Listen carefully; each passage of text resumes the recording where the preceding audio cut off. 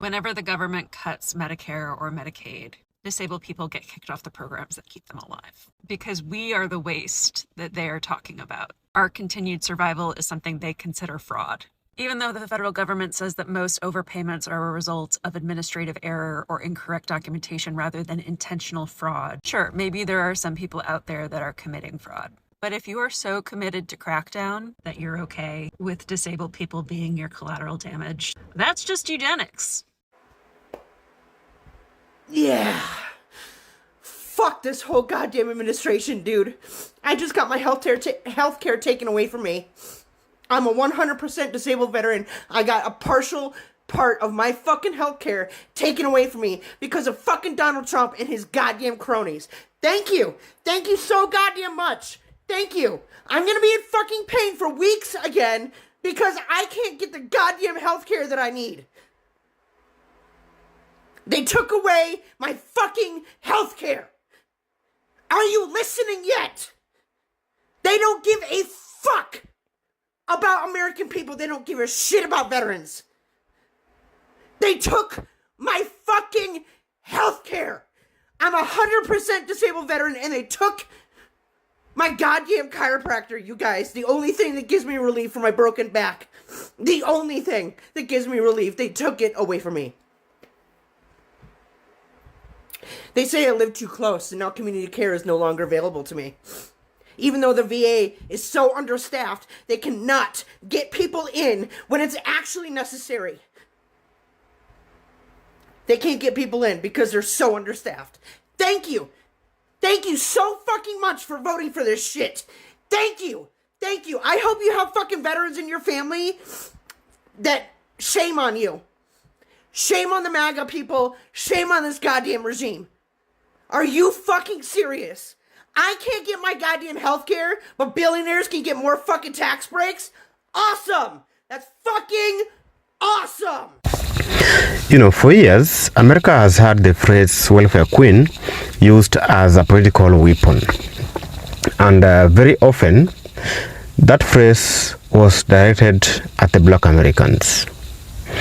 But I'm glad that today, a different conversation is now taking place or emerging. What happens when the government assistance become essential to communities that never thought of themselves as the welfare dependent? What happens when America, who believed welfare was somebody else's problem, suddenly realizes that programs like Medicaid can affect their own families, can affect their parents, can affect their children, their neighborhoods, and even their communities? And that's where the political irony now begins. My God, today, with the Medicaid cuts, nursing homes are dropping off the elderly and our veterans at homeless shelters. And for all you people saying fake news and prove it, bang, right here it is. A simple Google search will tell you that President Trump's new, sweet, beautiful bill has all these Medicaid cuts, and it's going to be our veterans. It's going to be people living with Alzheimer's. It's going to be people who have worked their whole lives for this country, for this effing country. And now this is how we're going to repay them when their bodies are broke down and they are literally unable to take care of themselves. Wow. When I thought this country could not sink any lower, hey, MAGA, is this what you voted for? Oh my God, does this make you happy, MAGA? I mean, are you celebrating now, MAGA? I haven't seen any of your videos lately, MAGA.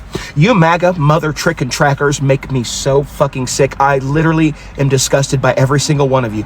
I hope that you guys have the day and the week and the month and the year you deserve. That bill is passed. Over $900 billion in Medicaid cuts. SNAP is being cut.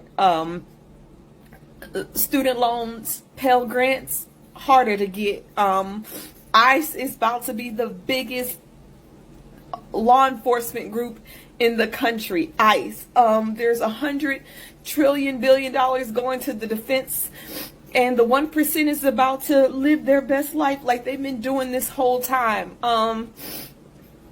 Hospitals are about to start shutting down, which some of them have already prepared to start shutting down.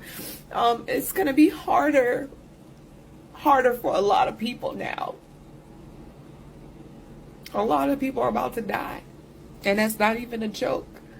And it makes me sad because a lot of y'all MAGA people, y'all voted for this man because he was a white man. And he had how many felonies and how many failed businesses, but it didn't matter.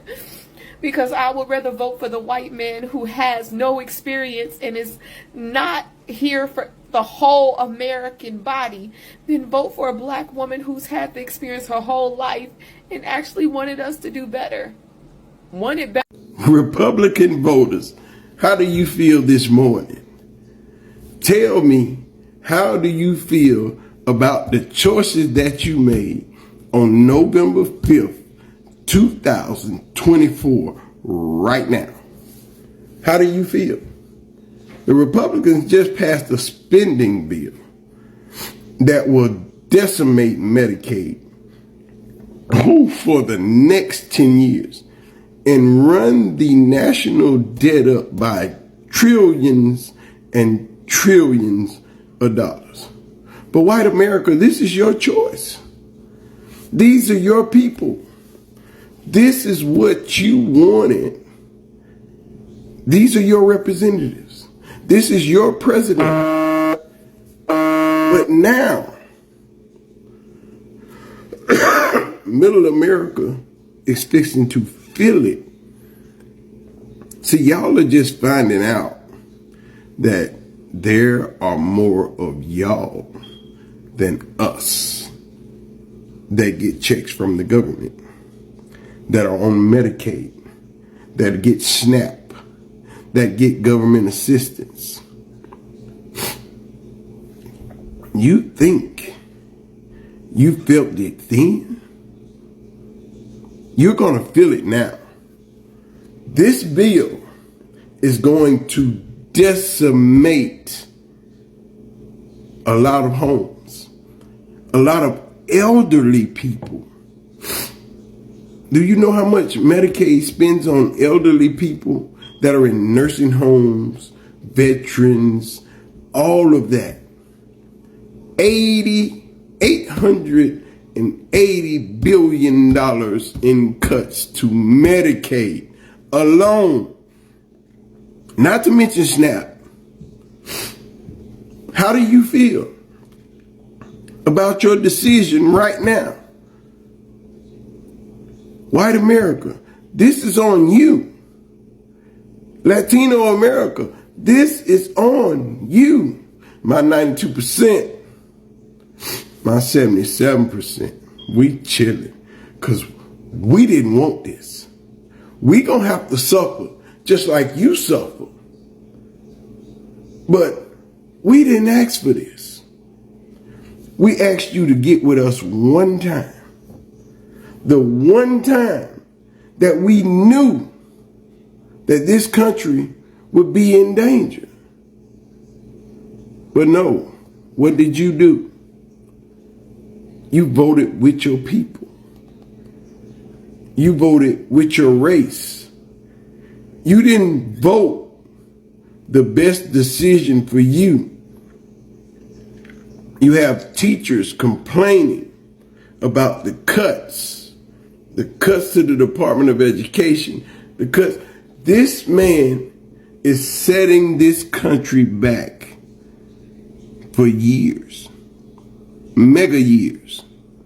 China is sitting back, rubbing their hands together like Birdman, saying, yes, keep going.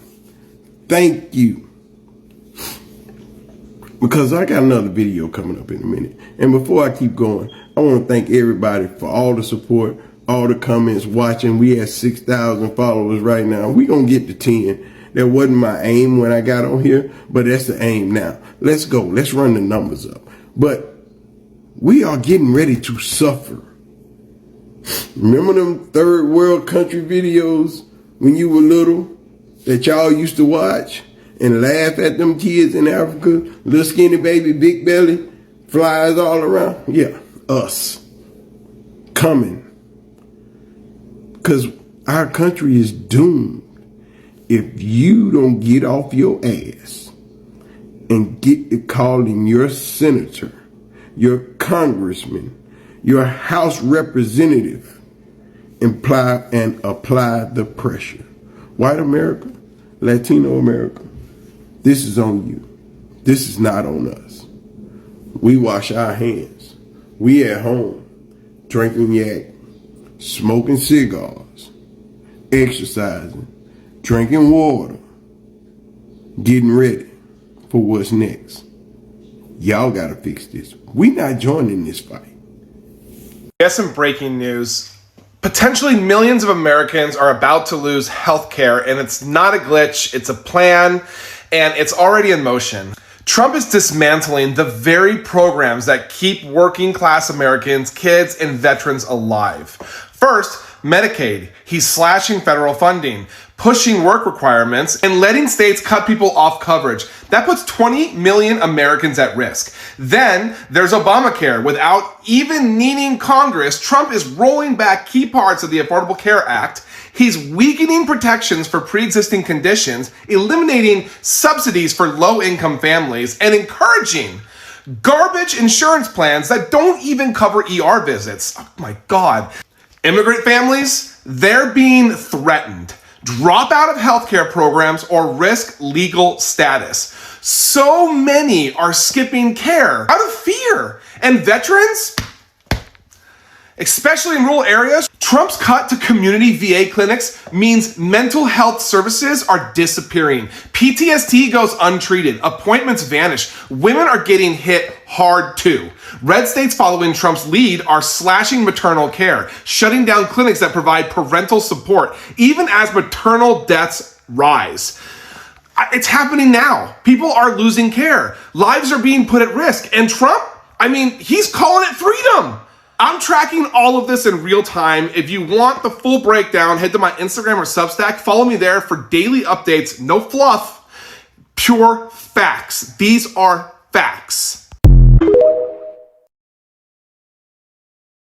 Telling me that people are unaware, they're unaware that the whole reason why hospitals are not allowed to turn you away in an emergency situation, regardless of your ability to pay, is because of the Emergency Medical Treatment and Labor Act, which states that hospitals who receive Medicare funding are not allowed to turn you away.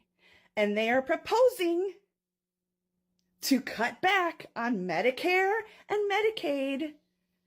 Talk to a caseworker. There are no ineligible people who are receiving it. The only people who are receiving it are eligible because there is a vetting process. All these people that they say are illegally getting it, it's not happening. The point is to start the process to get rid of it entirely. And if we get rid of the only guaranteed payment for medical care in this country and we leave it all to our pockets with no support, guess what's going to happen to you? You are going to lose out on care because hospitals are going to close who depend on that funding. We don't have enough money to pay the bills that they decided were fair, which I'm sorry, I just had a life-saving surgery and I owe $3,000. If I don't pay $55 fucking dollars that I don't have to my primary care physician, they can decide to no longer treat me, and they will, and I've got to start all over again somewhere else. You all think that you're safe because, it's been that way because we fought to get it that way, and they're reversing it. You all have been so fucking pampered that you don't understand what we had to fight for to get you. Oh, but everyone dies. Bitch, apparently not fucking politicians. Whenever the government cuts Medicare or Medicaid, disabled people get kicked off the programs that keep them alive because we are the waste that they are talking about. Our continued survival is something they consider fraud. Even though the federal government says that most overpayments are a result of administrative error or incorrect documentation rather than intentional fraud. Sure, maybe there are some people out there that are committing fraud. But if you are so committed to crackdown that you're okay with disabled people being your collateral damage, that's just eugenics. Big beautiful bill Medicaid cuts. I'm for it because I'm an able-bodied American citizen right now. I'm headed to work. I work at least 40 hours a week. People need to stop just getting free benefits. If you can go to work, you need to go to work because we're tired of paying for everybody. So Medicaid cuts, we're here for it.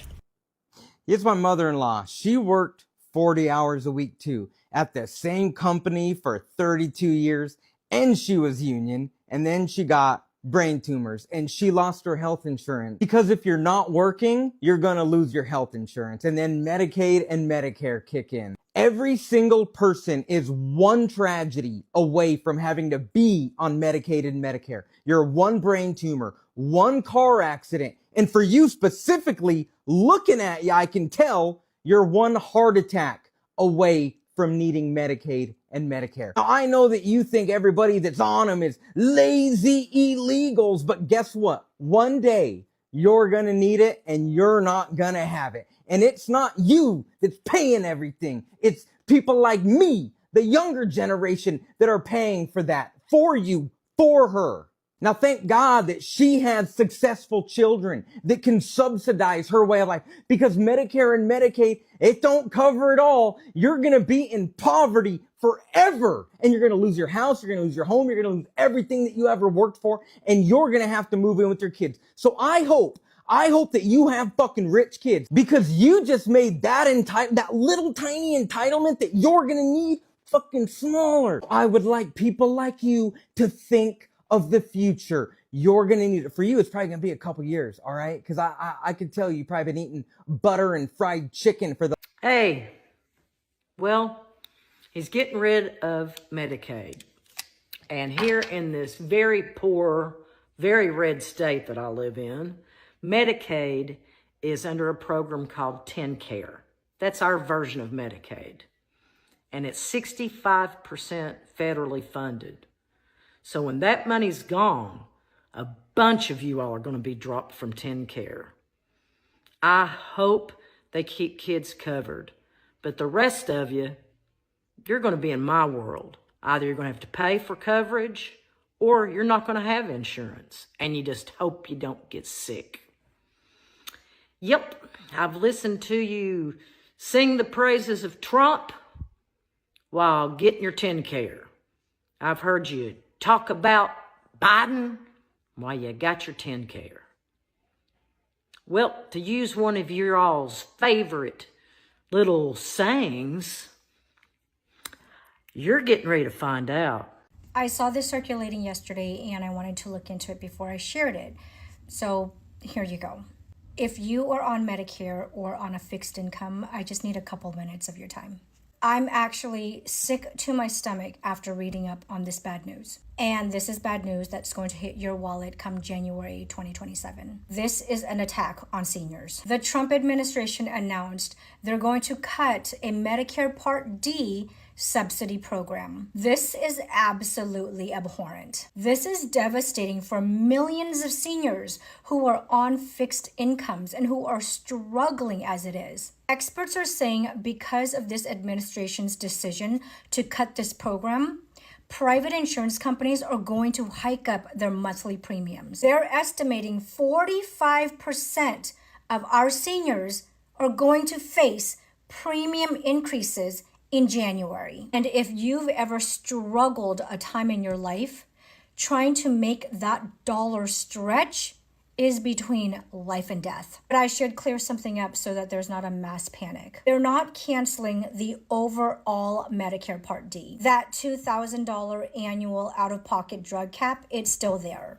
Your medications will still be covered. It's the monthly premiums that will increase. The subsidy program is what they're cutting. Like I said, this doesn't hit until January of 2027. So if your income is limited, apply for Medicare's Extra Help program right now. When open enrollment hits, go and find the cheapest plan in your area. And I just saw that some states have state pharmaceutical assistance programs that will help pay premiums for you. And just a reminder, Dr. Oz and his team has cut this funding because they've stated that market conditions have stabilized. What?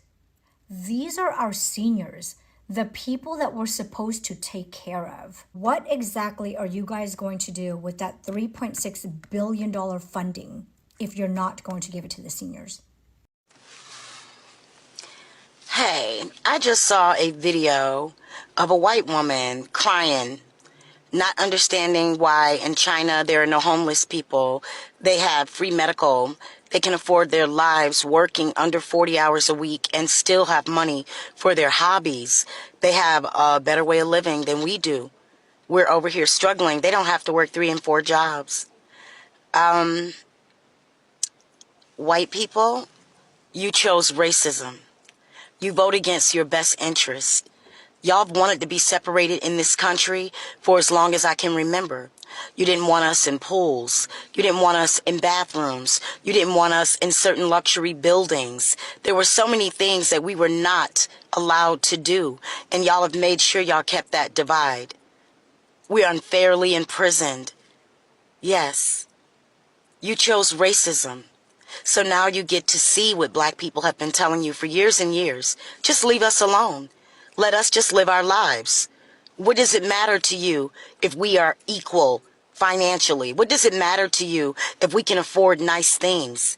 That hatred is why you have finally came to the understanding that you are in the exact same place. The chickens have come home to roost. We already know what struggle and suffering is.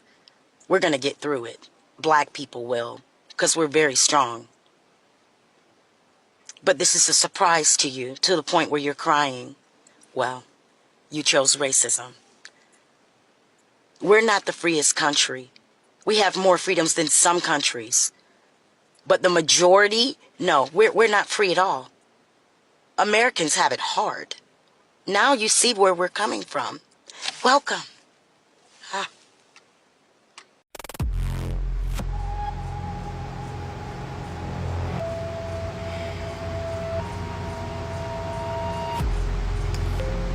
I'm about to show y'all something, and I want y'all to tell me, rather or not, if this sounds like this is for American people, especially for the elderly. Y'all peep this shit. So, because a lot of y'all have a habit of not believing me when I tell y'all something, maybe if I showed y'all with y'all own eyes, maybe y'all can tell me from then. Pause to read. That's if you can. Yeah, that says exactly what you're thinking. That says exactly what you're thinking. Hold on. There's more. Pause to read.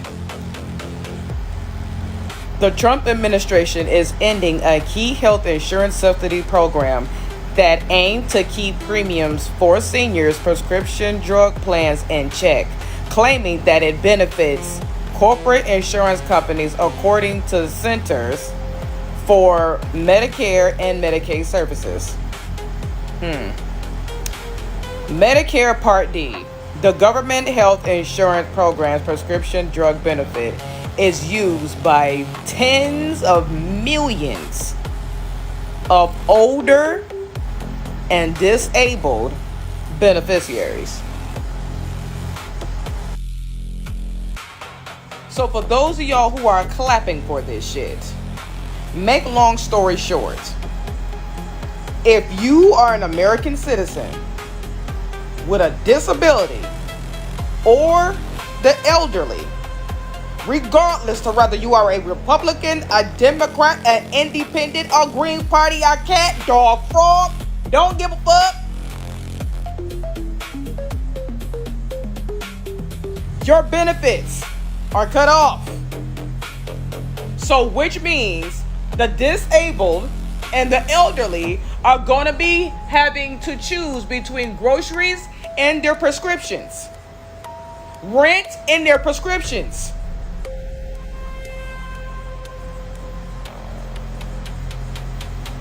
This program was designed to help them pay for that shit. Now they're gonna have to pay out of pocket. Are we great yet? Okay, I'm going to need my white folks who want to help end racism to step up to the front because we've got some work to do. Before we can eradicate this thing that is so terrible in our country and around the world, we need to understand it. We've got to educate ourselves. And I've been trying to do that.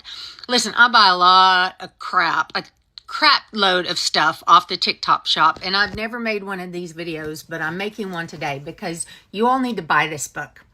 Medical Apartheid, The Dark History of Medical Experimentation on Black Americans from Colonial Times to Present. And listen, it is a hard read. It is a hard read. I'm not even finished with it yet, but I have read enough that I am sick to my stomach and I am appalled. I knew that some of this was going on. Like I've heard about the Tuskegee experiments and things like that, but I had no idea. I had no idea. And we cannot expect our Black friends and family to view things the same way that we do, even in the medical profession, when we don't understand what they've experienced. And guys, it's bad. And, really, so you don't have to buy it from me. Go buy it on Amazon. Go buy it somewhere, wherever. But get this book and read it, and because it's important. It's important that we educate ourselves so that we can help make the changes. Go love your. For decades, political arguments about the welfare have often been racialized, and Black Americans were frequently portrayed as the face of the government assistance. But Medicaid serves Americans across the country. It helps low-income families. It supports people with a disability. It plays a major role in healthcare for many older Americans through its relationship with long-term care. And it supports hospitals. It supports doctors, nursing facilities, and communities in both Democratic and Republican states. So when the politicians propose major changes to the Medicaid, the consequences does not stop at one racial group only. They can reach rural communities, they can reach working families, they can reach seniors, they can reach people living in states that strongly supported conservative politics. Just imagine spending years hearing that government assistance is for other people. Then one day you discover that your own community depends fully on it. I'm sure that the conversation will change because the farmer needs the healthcare. The small business owners need the healthcare. The elderly parents also need the long-term healthcare. The rural hospitals also need the Medicaid fundings. And families will begin asking, what happens to them? You know, that is when political slogans now meet the reality of life. The phrase welfare queen became famous in American political rhetoric as a stereotype about the poor Black women supposedly abusing public assistance. But reducing millions of Americans to that stereotype has always been misleading people. People who receive government assistance are not one race. They are not one political party. They are not one type of people, you know. Some are working people.